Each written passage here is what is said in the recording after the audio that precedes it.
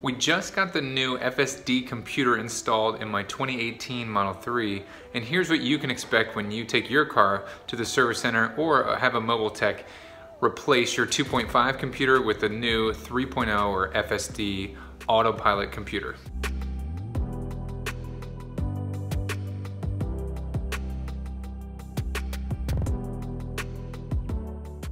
A big thank you goes out to Grandma Tool and Nikola Pro supporting this channel at the all-electric tier. If you want to support this channel, head over to Patreon. There's a link below. There are many Tesla owners out there with older Tesla Autopilot computers, hardware 2.0 and 2.5, that are eligible to be upgraded to the new 3.0 or full self-driving computer. So I went through my Tesla app and scheduled a service appointment and requested that the computer be installed. Just a couple weeks ago, if you tried to schedule the same service appointment to get the new FSD computer installed, they would tell you that they're waiting and you have to, wait for your VIN. But it is my understanding in the US that anybody that has purchased the full self-driving for their vehicle with hardware 2.0 or 2.5, that includes S, X, and 3, can request through the Tesla mobile app to have their car upgraded to the new full self-driving computer. So this is something where Tesla's probably not going to reach out to you initially. If you are like me and want it done kind of on the front end of things, then you need to go through your Tesla mobile app and request an install. Now, as you can see, this footage I have here is from my Sentry mode, or from the dash cam footage that my car provided me while my car was in for service. So currently you have to take your car to a service center to get the new FSD computer installed, at least in the Washington DC area. Mobile techs in this area, the Washington DC area, will not install the full self-driving computer. This is some of the last footage before my car was disabled, and they also disabled mobile access while they were retrofitting the car with a new full self-driving computer, which is the receipt there. And when I went to pick up the car, cruise control was not allowed, or autopilot. The car had to be calibrated. And so I tracked the amount of miles, at least for my vehicle, that it took before it was calibrated. And as you can see here, it's not showing any vehicles on the center display like we're used to. But once we get to this, about 4.7 miles is what it was for me, you see this message pop up, camera calibration complete. And now all the vehicles are showing up, and we're also getting a lot more information on the center display, not to mention autopilot is enabled. So now we have full self-driving computer. So what are the big differences, if any? So let's do some testing right here, right now in this video with the new FSD computer in my 2018 Model 3 that just got upgraded from the 2.5 hardware to the 3.0 FSD computer. You can see that right now we are in regular autopilot, and I manually make the car move over by turning on the turn signal, initiating the lane change from the right to the left. And so I do that again using the turn signal to initiate the lane change, moving from right to left. No issues whatsoever. I would say it is roughly the same as my 2.5 computer. So if you're worried that you need to get the upgraded computer in order to be the safest as possible, don't worry about it. The 2.5 computer and the FSD computer, autopilot wise, are performing the same. Now I know in a couple months that is going to be different, and they're actually rewriting some baseline code to help identify certain objects and items on the road that is going to require the more powerful FSD computer. So several months from now, this might not be true, but as of right now, as of when I'm recording this, the 2.5 computer and the FSD computer, autopilot-wise, perform the same.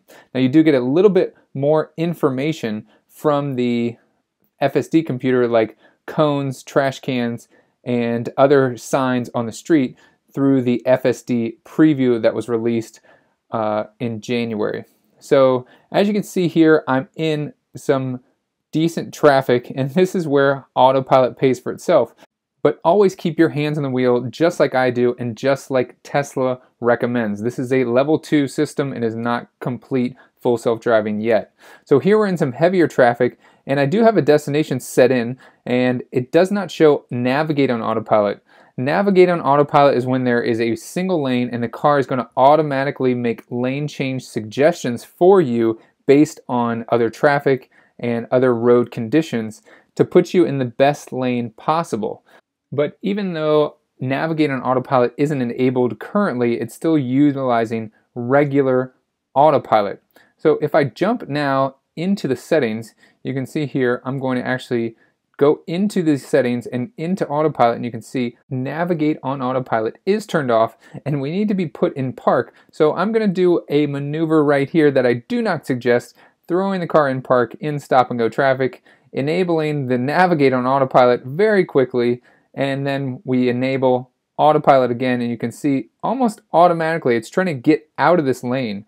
So I want to know why. And so if we go back to the map, I do have a hunch in that we are in a HOV lane. So right now I have 2 passengers with me, and so if we turn on use HOV, now it's going to recognize like, okay, we can actually be in the lane that we're in, and then it's going to go straight like you see right there.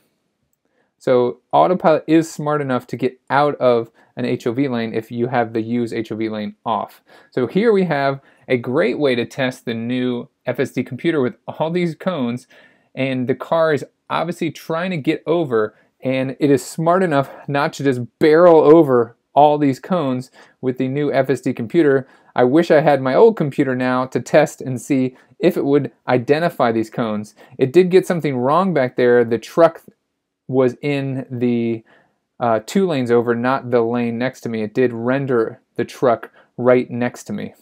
So far, I'm really impressed with the full self-driving computer in that it's able to not only render all of these cones completely accurately with precision, every single one, but also it is doing a great job as far as autopilot goes after just a short 4.7 mile calibration. Now, if you saw something there, I do have in the navigate on autopilot settings where I have to confirm the lane change because I wasn't able to jump in there when we threw it in park real quick and do a lane change different. But you can see here the autopilot, the navigate on autopilot is going to want to move to the left here, and I have to confirm that change by just tapping down 1 time on the drive stalk. You can also use the turn signal, but a very nice feature for those of you who are a little bit more cautious with this new navigate on autopilot system. Here we have a car coming up behind us, and so I'm going to enable the lane change, go ahead to the autopilot, but it is smart enough to identify that there is a car in its way, wait for that car to pass, and then it will take the lane change. So if you've seen some of my other videos, you can disable this confirmation of lane change and just have the car move over as soon as the autopilot system confirms that your hands are still on the wheel. So here we have the navigate on autopilot taking the exit ramp for us, which is a nice feature.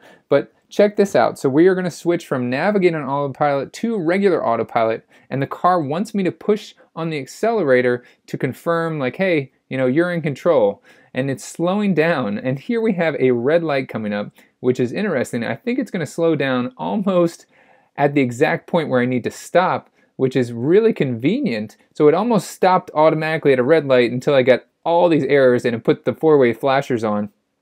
So really convenient how it stopped almost exactly where I needed to stop. But now check out the screen. So not only on the screen do we have all these cones rendered perfectly, but we have them scattered all in front of us, and it picks up every single one. That's really impressive. And I've also played around with the trash cans on trash day, and that was really fun to see trash cans. I can't believe I'm saying that. Now, if you guys do remember and you follow my channel, you know that I have an intersection test video where this intersection will keep failing. So naturally, I take my 3.0 computer out to test it, and you can see there that it does fail. So more testing will come soon. I hope you guys liked this video. If you did, please give it a thumbs up. Share this video with a friend, and don't forget to hit that subscribe button. As always, guys, I'll see you in the next one.